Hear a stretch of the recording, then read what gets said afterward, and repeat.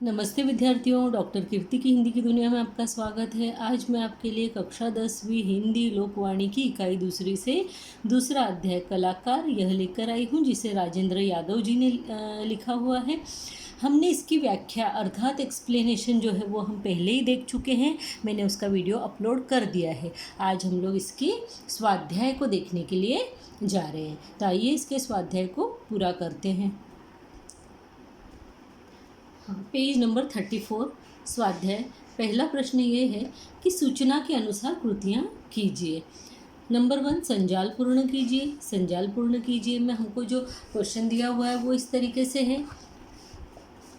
साधु के रूप में एक बहुरूपिया ऐसा था, यानी साधु के रूप में बहुरूपिया कैसा था। तो सबसे पहले उसने सिर पर जटाएं थी, उसके माथे पर त्रिपुंड था उसके बाद में कमर में लंगोटी थी और शरीर पर भस्म लगी हुई थी। इस तरीके का उसका रूप था। हाँ, तो हमारा पहला क्वेश्चन कंप्लीट हुआ कि साधु के रूप में बहुरूपिया ऐसा था। उसके सिर पर जटाएं थी, कमर में लंगोटी थी, शरीर पर भस्म थी और माथे पर त्रिपुंड था। आइए दूसरा क्वेश्चन देखते हैं। तो दूसरा क्वेश्चन इस तरीके से कि परिणाम लिखिए। परिणाम, अच्छा ये पेज नंबर 34 है आपके टेक्स्ट बुक का, ठीक है। तो इसमें परिणाम लिखिए। परिणाम किस तरीके के कि बीमार सेठानी पर धुनी की चुटकी भर राख का क्या परिणाम हुआ, है ना। ये राग का क्या परिणाम हुआ, तो हम उसका आंसर लिखेंगे। ये नंबर 1 का आंसर यहाँ लिखा हुआ है, धीरे धीरे सेठानी की तबीयत सुधरने लगी। ठीक है। दूसरा क्वेश्चन है बहुरूपिये की वास्तविकता जानने के उपरांत सेठ जी की स्थिति। तो बहुरूपिये की वास्तविकता जानने के उपरांत सेठ आश्चर्यचकित रह गया। उसे बहुरूपिये की बात पर विश्वास ही नहीं हुआ। आइए क्वेश्चन नंबर 3 को देख लेते हैं। क्वेश्चन नंबर 3 इस तरीके से है कि निम्नलिखित विधान सही करके लिखिए। निम्नलिखित विधानों में हमको पहला दिया है विधान यानी स्टेटमेंट। ये जो स्टेटमेंट दिए इनको हमको सही करके लिखना है। तो यहाँ लिखा बहुरूपिये हूबहू उसी तरह का व्यवहार करके प्रायः लोगों को भ्रम में नहीं डालते थे। तो हमको इसको सही करके लिखना है। तो हूबहू बहुरूपिये उसी तरह का व्यवहार करके जो है लोगों को भ्रम में डालते थे। तो इसका सही उत्तर यहाँ लिखा है कि बहुरूपिये हूबहू उसी तरह का व्यवहार करके प्रायः लोगों को भ्रम में डालते थे। हमने क्या बदला, नहीं डालते थे, नहीं को बदल दिया है ना, डालते थे, नहीं को काट दिया। दूसरा क्वेश्चन है एक बार सेठ जी बीमार हो गए। तो बीमार सेठ जी हुए थे क्या, नहीं। तो आंसर है एक बार सेठानी बीमार हो गई। अब यहाँ पे सेठ जी की जगह सेठानी आ गया और गए की जगह गई हो गया। ठीक है। उसके बाद में हम तीसरे नंबर क्वेश्चन को देखते हैं कि सेठानी कभी कभी आने लगी। तो सेठानी रोज आने लगी, कभी कभी नहीं, फिर वो रोज आने लगी। इन चीज़ों को हमने बदला है। साधु ने झगड़ा करके सेठ को लौटा दिया। तो यहाँ पे साधु ने समझा बुझाकर सेठ को लौटा दिया, है ना। ये इसका आंसर हो जाएगा। अब हम क्वेश्चन नंबर 4 को देख लेते हैं कि प्रवाह तालिका पूर्ण कीजिए। प्रवाह तालिका मतलब एक के बाद एक प्रवाह से आने वाली चीज़ें, इनको पूर्ण कीजिए। जैसे नंबर 1 है कि सेठ साधु के पास ये चीज़ें लेकर आया। तो सेठ जब साधु से बहुत ज़्यादा प्रभावित हो गया था, उसने उसको एकदम मतलब सच्चा साधु मान लिया था। और उसकी पत्नी की जब तबीयत अच्छी हो गई तब उसने क्या किया, वह सेठ साधु के पास क्या लेकर आया, तो सोने के गहने, चांदी के गहने, मुहरों के कलसे और जवाहरों के कलसे। क्योंकि हमको इसमें दिया गया है कि वो ऊँट, हाथी, बैलगाड़ी, इसमें ये सब रख कर लेके आया। तो हमको क्या चीज़ें लेकर आया ये पूछा है ना। तो हम सोने के, चांदी के गहने और मोहरे और जवाहर के कलसे ये लेकर आए। तो ऊँट, हाथी हम इसके अंदर नहीं लिखेंगे, बैलगाड़ी इसके अंदर हम नहीं लिखेंगे। ठीक है, समझ में आया। अभी हम लोग क्वेश्चन 5 को देखते हैं कि निम्नलिखित वाक्यों को घटनाक्रम के अनुसार लिखिए। तो पहला है सेठ जी द्वारा सेठानी को साधु के पास ले आना। दूसरा बहुरूपियों का साधु का रूप लेना, सेठानी का बीमार होना, और लास्ट है धीरे धीरे सेठानी की तबीयत सुधारना। अब इनको हमको क्रम से लगाना है कि पहले क्या हुआ, उसके बाद क्या हुआ, फिर उसके बाद क्या हुआ, यानी एक के बाद एक हमको घटनाओं के क्रम को दिखाना है यहाँ पे। तो पहला ये था कि बहुरूपिये का साधु का रूप लेना। सबसे पहले लेसन शुरुआत ही इस तरीके से होती है ना कि बहुरूपिये ने जो है साधु का रूप ले लिया। दूसरे में सेठानी का बीमार हो जाना, है ना। फिर उसके बाद में सेठ सेठ जी द्वारा सेठानी को साधु के पास लेकर जाना, और चौथा लास्ट है धीरे धीरे सेठानी की तबीयत सुधरना। तो ये हमारा क्वेश्चन नंबर 5 हो गया। अब हम लोग क्वेश्चन नंबर 6 को देखते हैं। देखिए क्वेश्चन नंबर 6, इन कृदंत शब्दों की मूल क्रियाएं लिखिए। नंबर 1 है कृदंत शब्द हमको दिया है झुकाओ, ये कृदंत है और इससे हमने मूल शब्द बनाना है। तो झुकना से क्या बना था, झुकाओ बना था। जो भी कृदंत शब्द हमको दिए उसमें से हमको मूल क्रियाओं को अलग निकाल लेना है। सोच, सोच की मूल क्रिया क्या है, सोचना, सोचना से सोच बना है। बनावट, बनावट की मूल क्रिया है बनाना। लगाव, लगाव की मूल क्रिया है लगना।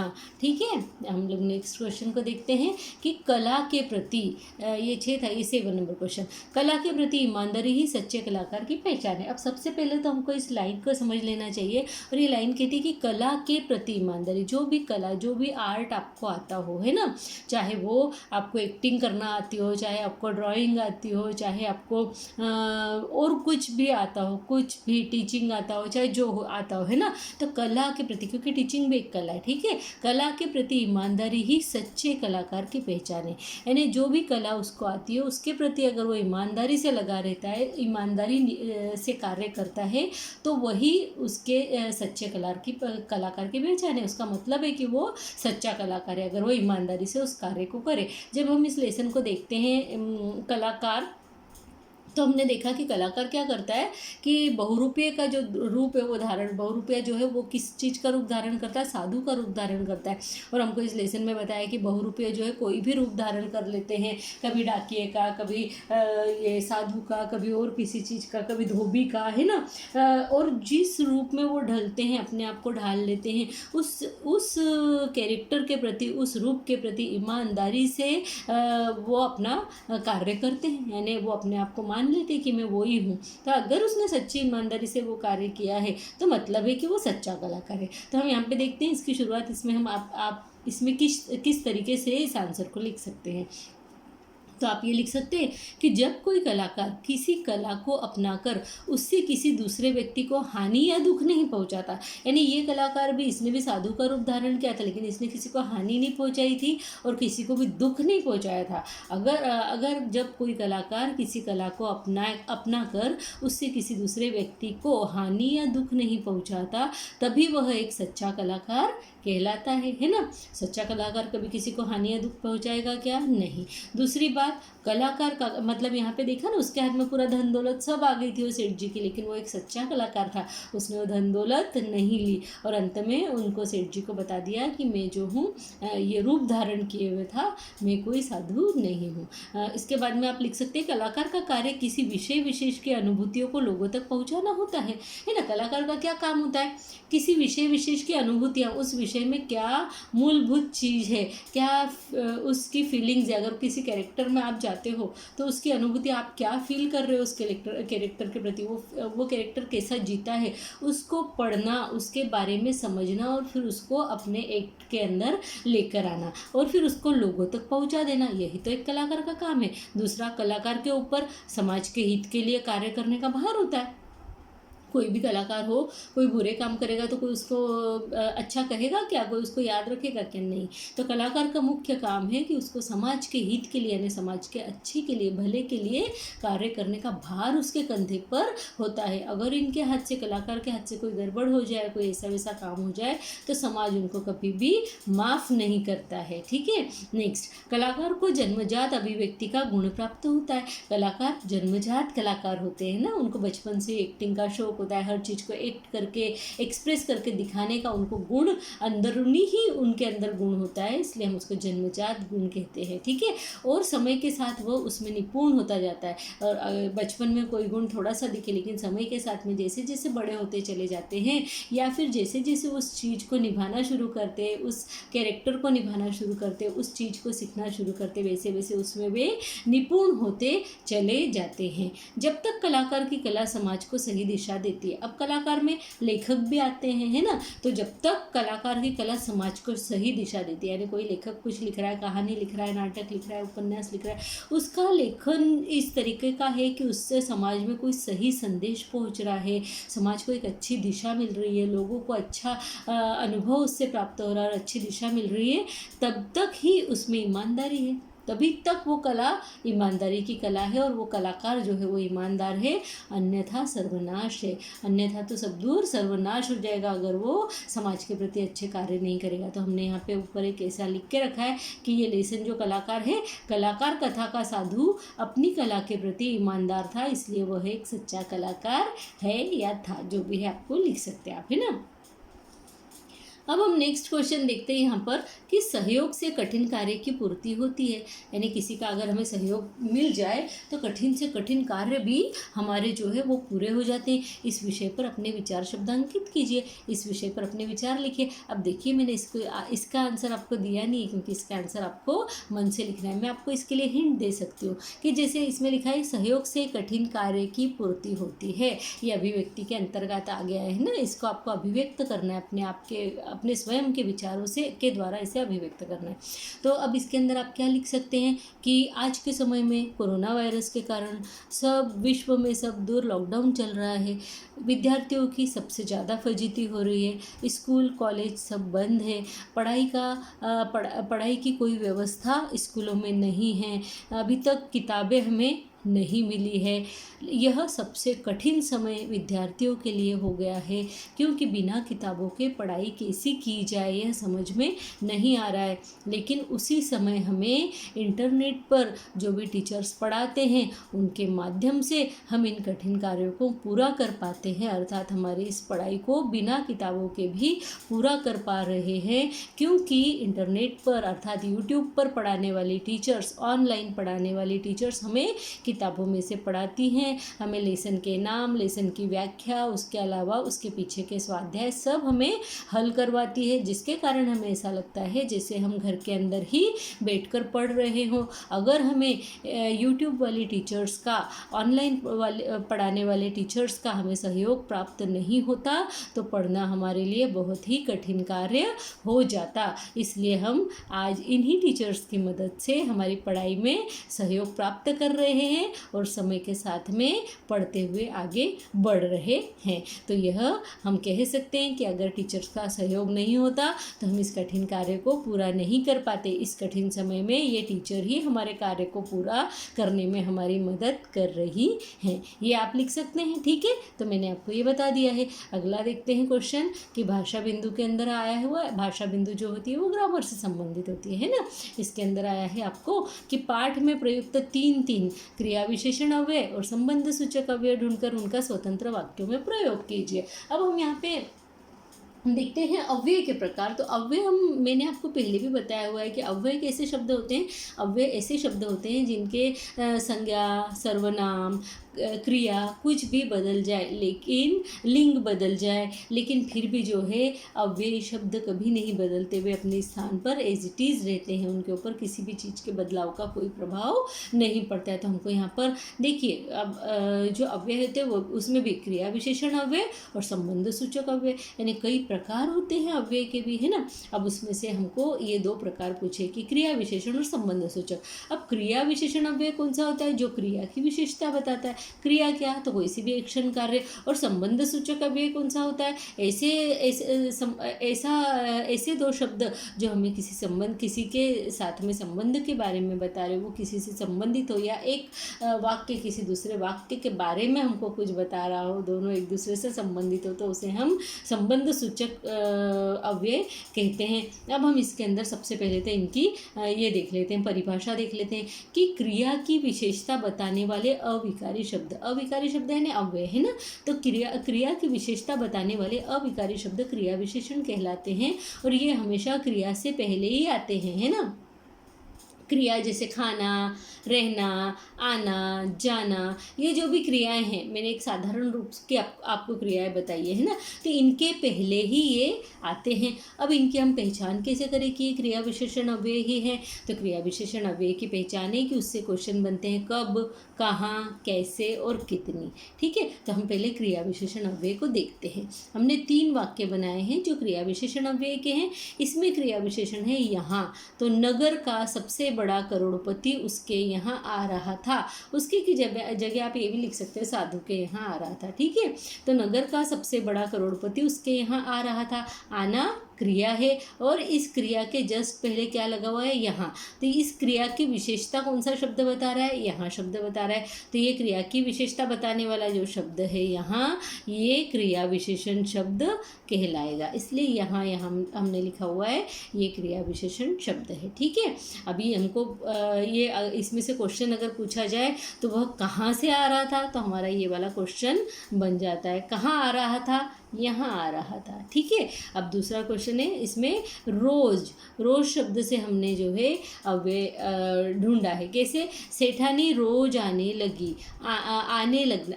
आना क्या है? क्रिया है। आने के पहले क्या आया है? रोज। रोज क्या हो गया? फिर अव्यय शब्द हो गया। तो ये क्रिया की विशेषता बता रहा है, इसलिए क्रिया विशेषण अव्यय हो गया। ठीक है, ये क्रिया है।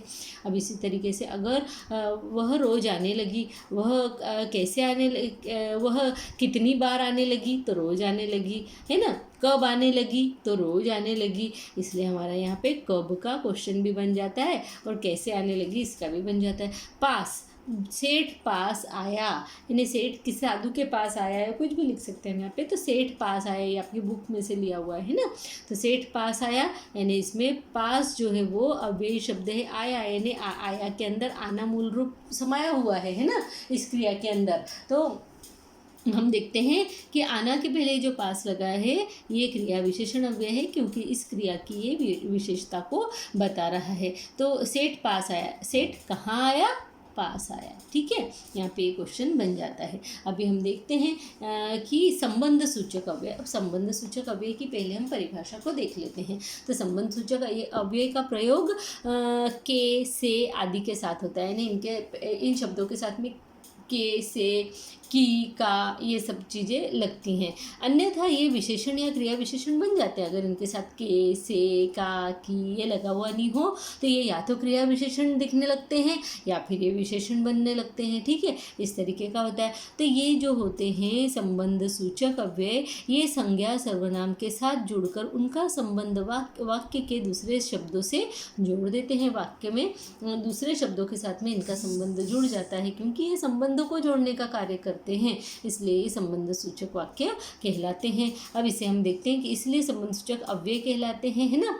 जैसे के, से, की, का, ये सब चीज़ें इसकी पहचान होती है। ठीक है, अब हम यहाँ पे देखते हैं संबंध सूचक के हमने कुछ यहाँ पर सेंटेंस बना के रखे हुए हैं। तो इन सेंटेंस को देख लेते हैं कि की तरफ। अब की तरफ में देखिए कि झुंड उसकी कुटी की तरफ आ रहा था।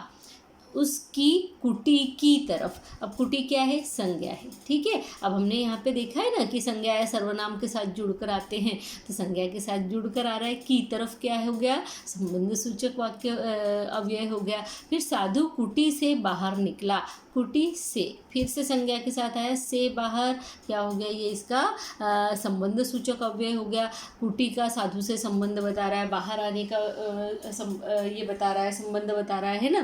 के सामने, सेठ ने साधु की कुटी के सामने धन का ढेर लगा दिया। तो के सामने का संबंध वाक्य के दूसरी चीज़ों से बता रहा है, इसलिए ये यहाँ पर क्या हो गया? संबंध सूचक अव्यय हो गया। आगे का क्वेश्चन हम देख लेते हैं कि आपके विद्यालय की सैर का वर्णन करने वाला पत्र अपनी सहेली, अपने मित्र को लिखिए और पत्र का प्रारूप जो है वो निम्न तरीके से होना चाहिए। यानी इस तरीके से मैं आपको दिखा देती हूँ कि कैसा आपके बुक के अंदर दिया हुआ है। ठीक है, तो ये जो प्रारूप आपको दिया हुआ है आपको इसी प्रारूप के अंदर जो है इसको लिखने का है। तो आइए इसको अब हम समझ लेते हैं। आपको जो टॉपिक दिया सबसे पहले आपको ये समझना बहुत ज़्यादा ज़रूरी है। यहाँ लिखा है कि आपके विद्यालय की सैर का वर्णन करने वाला पत्र, है ना। आपके विद्यालय की सैर, ये इसमें ये नहीं दिया है आपको कि आपके विद्यालय से आप कहीं सैर करने जा रहे हैं और उसका वर्णन नहीं, है ना। बहुत से विद्यार्थी जब ये लेटर लिखने के लिए दिया जाता है तो वो लिख देते हैं कि विद्यालय से यानी स्कूल से उनको सैर पे कहाँ लेके गए, यानी पिकनिक पे कहाँ लेकर गए, है ना। सैर यानी पिकनिक भी होता है ना, तो वो घूमने के लिए पिकनिक पर कहाँ लेकर गए उसका वर्णन लिख देते हैं इस लेटर के अंदर। लेकिन हमको यहाँ पर इस पत्र के अंदर वो नहीं लिखना है, बल्कि आपकी स्कूल की सैर करवाना है आपके फ्रेंड को, आपके स्कूल के बारे में आपको बताना है उसको, ठीक है।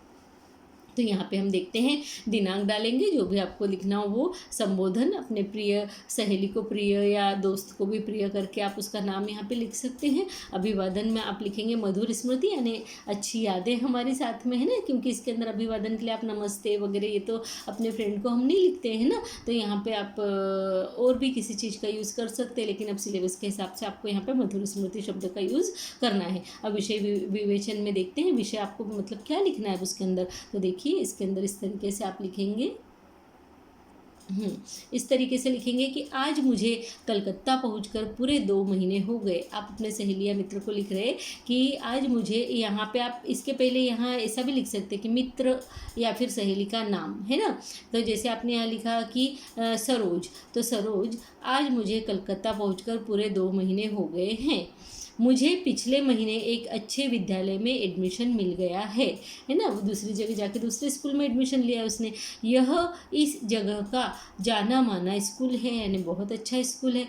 आओ आज मैं तुम्हें अपने स्कूल की सैर करवाती हूँ, यानी मैं तुम्हें अपने स्कूल के बारे में बताती हूँ। इसका भवन बहुत बड़ा है, यानी बिल्डिंग जो है बहुत बड़ी है।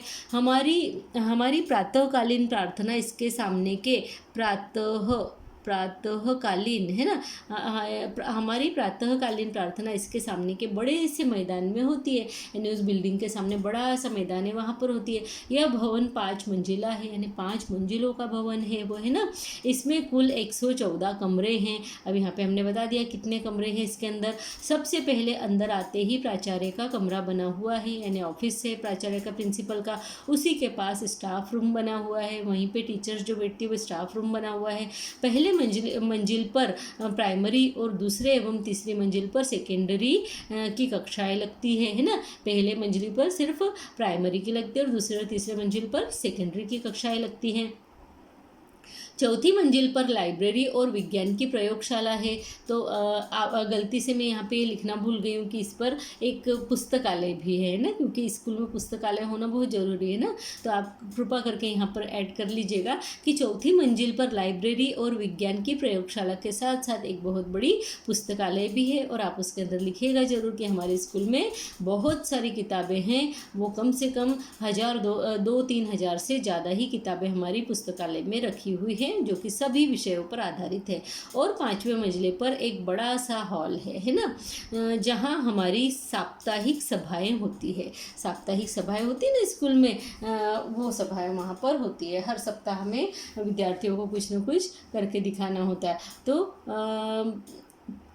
पीने के पानी एवं शौचालय की अच्छी व्यवस्था एवं साफ़ सफाई है। यहाँ पे कई स्कूलों में ऐसा होता है कि पीने का पानी अच्छा साफ़ नहीं मिलता है या फिर शौचालय साफ़ नहीं होते। तो यहाँ पे उन्होंने बताया है कि इस स्कूल में तो पीने के पानी एवं शौचालय की भी अच्छी व्यवस्था एवं साफ़ सफाई है। अब यहाँ पे देखते हैं, बाकी फिर कभी बात करूँगी, यानी बाकी फिर मैं कभी और तुमको बताऊँगी बात। घर में सभी को यथायोग्य अभिवादन, यानी घर में सभी को जो जिस तरीके, बड़े बूढ़े हो तो उन्हें नमस्ते, छोटे हो तो उन्हें प्यार, ऐसे। तो यथा योग्य अभिवादन में सब कुछ आ जाता है। फिर यहाँ पे देखिए, अब मेरा लेटर यहाँ खत्म हुआ क्योंकि जगह बहुत छोटी है। अब ये चीज़ हम आपकी ये वाला बॉक्स कहाँ आएगा, यहाँ आएगा, यानी आपका लेटर यहाँ तक में ख़त्म हो जाना चाहिए। आप जब नोटबुक में लिखेंगे तो वो उस तरीके से ख़त्म होगा, ठीक है।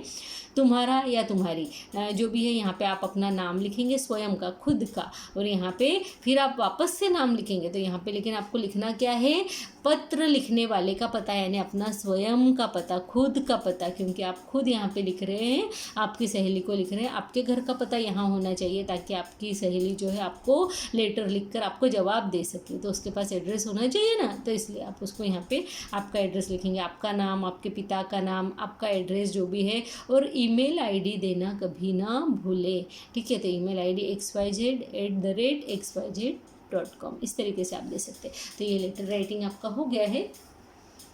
और विद्यार्थियों, मुझे पूरी उम्मीद है कि अध्याय कौन सा था ये, कलाकार है ना, अध्याय 2 कलाकार इकाई 2 से लिया गया, इसका स्वाध्याय आपको खूब अच्छे से समझ में आ गया होगा। अगर इसमें किसी भी तरीके की कोई प्रॉब्लम आती है तो आप मुझे कृपा करके कमेंट बॉक्स में लिख कर बताइए। आपको अच्छा लगे तो भी लिखिए, आपको बुरा लगे तो भी लिखिए, आप कम से कम कमेंट बॉक्स में लिखेंगे, जिससे मुझे पता पड़ेगा कि कैसा आपको ये लग रहा है। तो मेरे इस चैनल को लाइक कीजिए, सब्सक्राइब कीजिए, हो सके तो अपने फ्रेंड्स के साथ में शेयर कीजिए, मिल बांट कर पढ़िए। कोरोना के टाइम में घर में रहकर सुरक्षित रहिए और अपने आप को स्वस्थ रखिए। पढ़िए, लिखिए और खूब बड़े हो जाइए। धन्यवाद, नमस्ते।